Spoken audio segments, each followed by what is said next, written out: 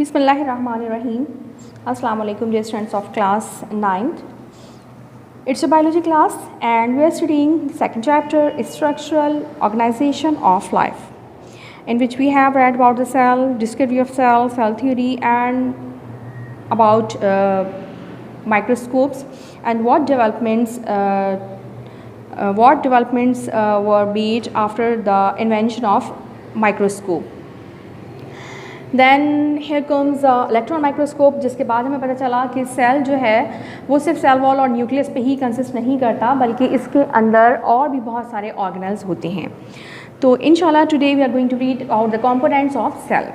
अच्छा, कुछ कंपोनेंट्स जो होते हैं वो बेसिक होते हैं, बेसिक स्ट्रक्चर ऑफ सेल में आते हैं. मींस वो तमाम सेल्स में पाए जाते हैं, यानी एनिमल सेल में भी, प्लांट सेल में भी, बैक्टीरिया, फंजाई, सबके सेल्स में पाए जाते हैं.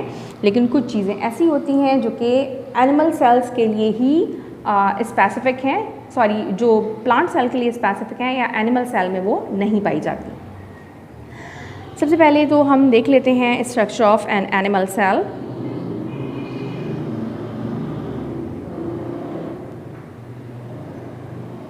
Here you can see a nucleus in the center. This is the nucleus. और न्यूक्लियस जो होता है ये control centre, like you have a brain to control all your activities. इसी तरह से सेल के अंदर एक न्यूक्लियस होता है जो पूरी सेल बॉडी की तमाम एक्टिविटीज़ को कंट्रोल कर रहा होता है. इसके बाद हमारे पास यहाँ पे डिफरेंट ऑर्गेनल्स आपको नज़र आएंगे. इस न्यूक्लियस के अंदर आपको एक छोटा सा न्यूक्लियोलस नज़र आ रहा है. इसके बाद ये है न्यूक्लियर एनवेलप, और जो कि न्यूक्लियर एनवेलप जिसको हम न्यूक्लियर मेम्ब्रेन भी कह सकते हैं, जिसने इसको अपने अंदर कवर किया हुआ होता है उसके कंपोनेंट्स को. इसके बाद हमारे पास हैं centrioles. These are centrioles. Here we have smooth endoplasmic reticulum. Then comes plasma membrane. It is a plasma membrane. Mitochondria. इसके बाद है हमारे पास lysosome. Then here comes a rough endoplasmic reticulum. Then microvilli, ये छोटे छोटे से जो आपको प्रोजेक्शंस नज़र आ रही हैं, these are microvilli. Then here comes Golgi bodies. Then Golgi vessel, ये जो छोटे से हैं, ये एक minute, this one.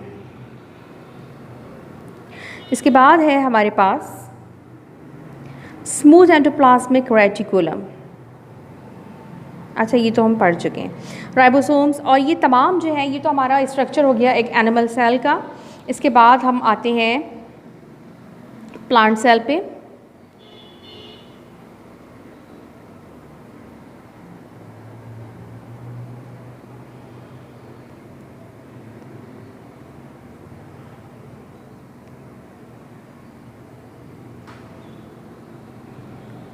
It is the plant cell, और इसमें कुछ डिफरेंसेस हैं. वैसे तो बेसिक स्ट्रक्चर वही है, इसमें भी ऑब्वियसली न्यूक्लियस है, इसमें भी हमारे पास जो है न्यूक्लियस है, प्लाज्मा मेम्ब्रेन है, वैक्यूल है, न्यूक्लियस है, साइटोप्लाज्म है, endoplasmic reticulum, Golgi complex, smooth endoplasmic reticulum, mitochondria, सब कुछ इसमें है. लेकिन इसमें जो कुछ चीज़ें जो डिफरेंट हैं, जो सबसे पहला जो मेन डिफरेंस इसमें है, it is called cell wall. This one is the cell wall. जो आउटर मोस्ट बाउंड्री एक प्लांट सेल की होती है वो सेल वॉल होती है. एनिमल सेल में सेल वॉल नहीं होती. एनिमल सेल का आउटर मोस्ट जो बाउंड्री है वो सेल मेम्ब्रेन कहलाती है, जो कि सेमी परमेबल होती है. इसके बाद प्लांट सेल में एक और बाउंड्री होती है जो कि सेल वॉल कहलाती है. तो अभी हम इसके बारे में, सेल वॉल के बारे में इंशाल्लाह मज़ीद पढ़ेंगे.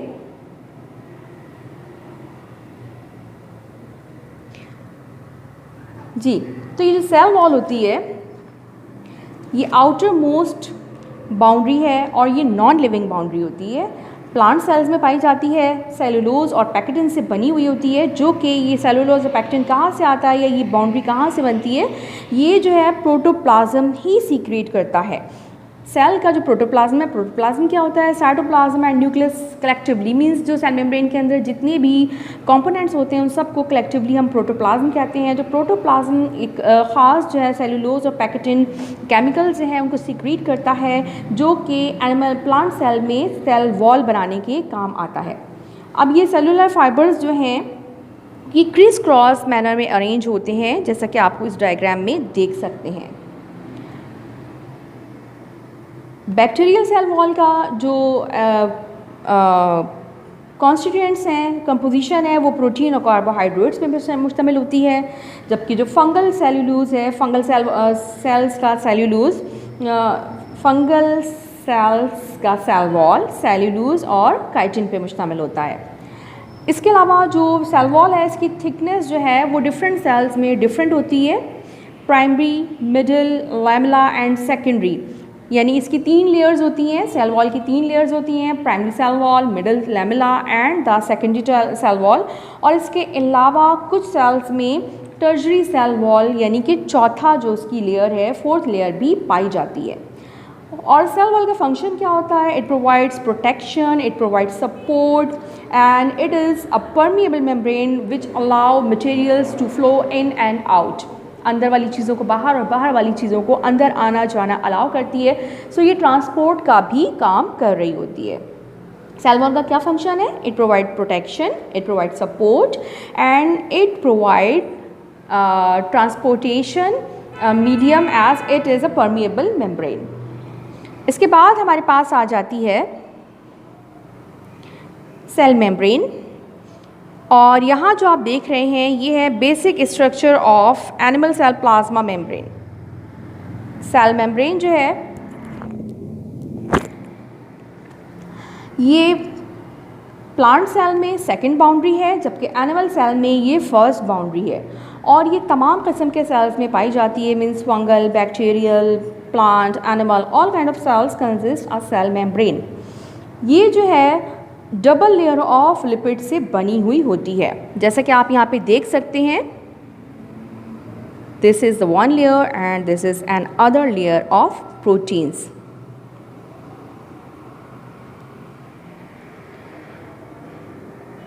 और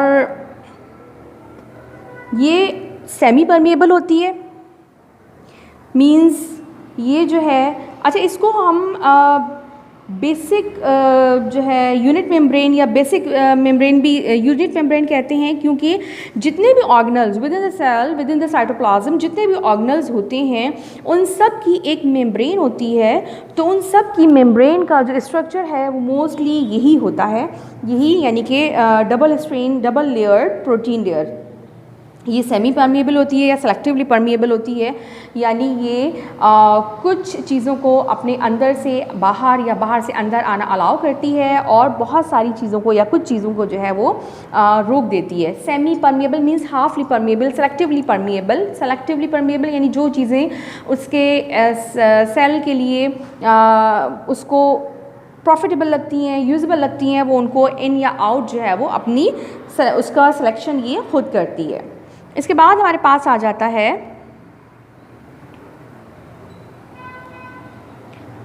न्यूक्लियस। न्यूक्लियस जो है इसकी डिस्कवरी रॉबर्ट ब्राउन ने की थी, और जैसा कि मैंने आपको बताया कि ये कंट्रोल सेंटर है, तमाम जो एक्टिविटीज़ हैं वो ये उसको कंट्रोल करता है। जिस तरह से ब्रेन हमारी तमाम एक्टिविटीज़ को कंट्रोल करता है, इसी तरह सेल की तमाम एक्टिविटीज़ जो हैं वो न्यूक्लियस ही कंट्रोल करता है। Sometimes it is spherical in shape and sometimes it's irregular, means इसकी कोई फिक्स शेप नहीं है कि ये बिल्कुल राउंड होगा, ये कभी स्फेरिकल होता है और कभी ये इरेगुलर शेप का भी होता है। इसके बाद इसके अंदर होता है हमारे पास न्यूक्लियोप्लाज्म। जैसे एक साइटोप्लाज्म है जो सेल मेम्ब्रेन के अंदर एक फ्लूइड है, इसी तरह से न्यूक्लियस के अंदर उसका अपना एक फ्लूइड होता है, एक अपना जो है लिक्विड होता है जिसको हम न्यूक्लियोप्लाज्म कहते हैं। उसके अंदर जो है बाकी चीज़ें सस्पेंडेड होती हैं, जिसमें शामिल क्या क्या शामिल है इसमें, न्यूक्लियोप्लाज्म के अंदर में जो न्यूक्लियस होता है, here the nucleus and the nuclear pores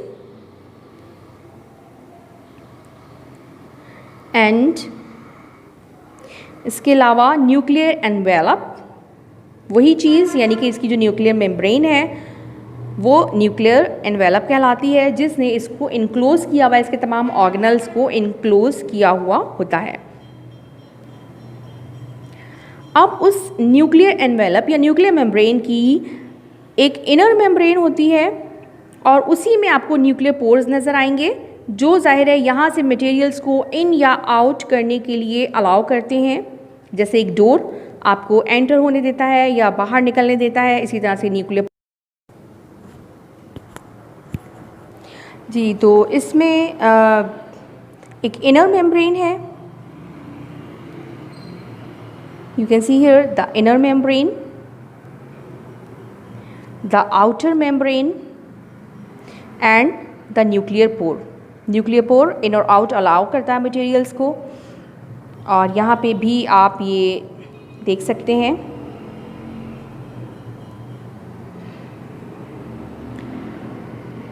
nucleus क्या है? Nucleus is the centre of control, centre of all the activities of cell. इसके बाद हमारे पास आ जाता है, अच्छा सॉरी एक बात मैं बताना भूल गई, वो ये कि इसके अंदर हमारे पास होता है, न्यूक्लियस के अंदर हमारे पास क्रोमैटिन नेटवर्क होता है। न्यूक्लियस के अंदर जो और सारी चीज़ें होती हैं, इसके साथ साथ न्यूक्लियस के अंदर होता है एक क्रोमैटिन नेटवर्क। क्रोमैटिन नेटवर्क जो है उसके ऊपर मौजूद वो बना हुआ होता है, उसके जो एक सिंगल थ्रेड को हम कहते हैं क्रोमोसोम्स, और ये बने हुए होते हैं डीएनए या डीऑक्सीराइबोन्यूक्लिक एसिड। न्यूक्लियर मेम्ब्रेन में बहुत सारे जो है वह एक बहुत बड़ा क्रोमैटिन नेटवर्क होता है। क्रोमैटिन नेटवर्क के जो एक सिंगल थ्रेड है उसको हम क्रोमोसोम कहते हैं, और जब सेल डिवीज़न हो रही होती है तो ये जो क्रोमोसोम्स होते हैं, ये क्रोमैटिन नेटवर्क होता है, ये प्रोमिनेंट हो जाता है, वरना ये इतना प्रोमिनेंट नहीं होता। अब आप खुद इमेजिन कर सकते हैं, सेल, आपको पता है कि सेल के अंदर ऑर्गेनल्स हैं जो कि ऑब्वियसली विजिबल नहीं होते, ये सिर्फ इलेक्ट्रॉन माइक्रोस्कोप से ही देखे जा सकते हैं ये ऑर्गेनल्स। फिर इसके अंदर मज़ीद जो क्रोमैटिन नेटवर्क आ गया, ऑब्वियसली ये जो है वो मज़ीद जो है वो साइज़ में रिड्यूस होते रहते हैं, और आई थिंक डीएनए का जो इसका जो डायमीटर होता है इसके एक थ्रेड का वो 0.2 नैनोमीटर, आई थिंक 0.2 नैनोमीटर के करीब इसका डायमीटर होता है। और ये जो क्रोमैटिन नेटवर्क है ये किससे बना हुआ है? डीएनए और प्रोटीन से। और इसका काम क्या है? इसका काम है इनहेरिटेंस करैक्टर की, जो यानी पेरेंट्स से ऑफस्प्रिंग में जो करैक्टर्स इनहेरिट करने हैं ये उसको कंट्रोल करता है। इसके अलावा भी ये सेल की एक्टिविटीज़ को रेगुलेट करता है। और नंबर ऑफ़ क्रोमोसोम्स जो है वो तमाम स्पीशीज़, वो एनिमल्स हों, वो प्लांट्स हों, माइक्रोस्कोपिक हों या मींस यूनिसेलुलर हों या मल्टी सेलुलर हों, सबका अपना एक फ़िक्स नंबर ऑफ़ क्रोमोसोम्स होता है। क्रोमोसोम्स क्या होता है मैं फिर बता दूं, सेल के अंदर एक क्रोमैटिन नेटवर्क होता है जिसके एक थ्रेड को हम क्रोमोसोम कहते हैं, और क्रोमोसोम का फंक्शन क्या होता है? ये डीएनए का बना हुआ होता है जिसका फंक्शन है तमाम जो इनहेरिटेंस है जो करैक्टर्स की, वो इनहेरिटेंस को कंट्रोल करता है। लिहाजा ये तमाम स्पीशीज़ का अपना एक फिक्स क्रोमोसोम नंबर होता है। Like human beings have 46 number of chromosomes, means 23 pairs. Frog का 26 है क्रोमोसोम। अच्छा, ये सारे जो हैं ये टोटल नंबर बता रहे हैं, लेकिन ये पेयर की सूरत में होते हैं क्रोमोसोम्स। तो आप इसको हाफ़ कर लेंगे तो आपको पेयर्स पता चल जाएगा कि कितने पेयर्स हैं। आप देख सकते हैं कि तमाम जो है ये आपको इवन नंबर में नज़र आ रहे हैं, क्योंकि ये हमेशा पेयर की सूरत में पाए जाते हैं। चिंपैंजी का 48 है, ड्रोसोफिला या फ्रूट फ्लाई का 8, ओनियन 16, पोटैटो 48, गार्डन पी 14। अच्छा, अब अगर इस नंबर ऑफ़ क्रोमोसोम्स में अल्लाह ना करे कोई चेंजिंग आ जाती है तो इसको म्यूटेशन कहते हैं, और इसकी वजह से जो है वो कोई भी एबनॉर्मलिटी जो है वो हो सकती है। अच्छा जनाब, तो अब हम आ जाते हैं, नेक्स्ट है हमारा नेक्स्ट जो है इंशाल्लाह वो हमने नेक्स्ट वीडियो में पढ़ना है। अब हमारे पास इसके बाद है साइटोप्लाज्म। अब साइटोप्लाज्म क्या है?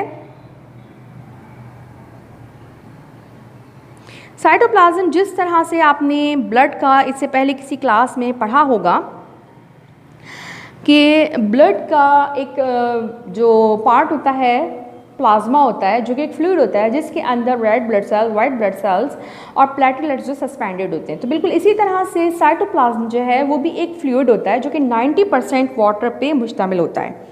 साइटोप्लाज्म क्या है? Cytoplasm is a fluid which consist of 90% of water, और ये जो है store house of vital chemicals है। इसके अलावा जो तमाम मेटाबॉलिक रिएक्शंस हो रहे होते हैं लाइक प्रोटीन सिंथेसिस, ग्लाइकोलाइसिस, ये जो भी केमिकल रिएक्शंस हो रहे होते हैं वो इसी में होते हैं। और साइटोप्लाज्म का काम क्या होता है?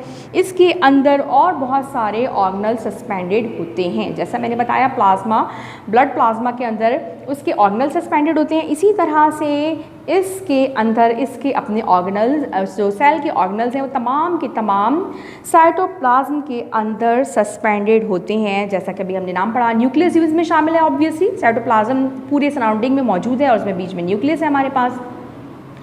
इसके अलावा जो है गोल्जी बॉडीज़ हमने पढ़ा, वैक्यूल्स हैं, या एनिमल सेल में प्लांट सेल में क्लोरोप्लास्ट होते हैं, वैक्यूल होते हैं। अच्छा सॉरी, एक बात मैं बताना भूल गई, एनिमल और प्लांट सेल का एक डिफरेंस और था कि ये जो इसका देख सकते हैं आप कि इसका जो न्यूक्लियस है वो आपको इसके सेंटर में नज़र आएगा, ऑलमोस्ट सेंटर में है इसका न्यूक्लियस, जबकि जो हमारा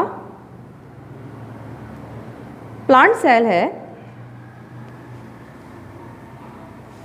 इसका न्यूक्लियस आप देख सकते हैं कि ये साइड में है। ये साइड में क्यों है? क्योंकि यहाँ पे हमें एक बड़ा सा वैक्यूल नज़र आ रहा है। बड़ा सा एक वैक्यूल, एक समझें एक बैग है जिसके अंदर तमाम वेस्ट मटेरियल्स वगैरह कलेक्ट हो रहे होते हैं। जो भी केमिकल रिएक्शंस के नतीजे में जो फॉर्मेशन हो रही होती है वो सब यहाँ पे कलेक्ट हो रहे होते हैं।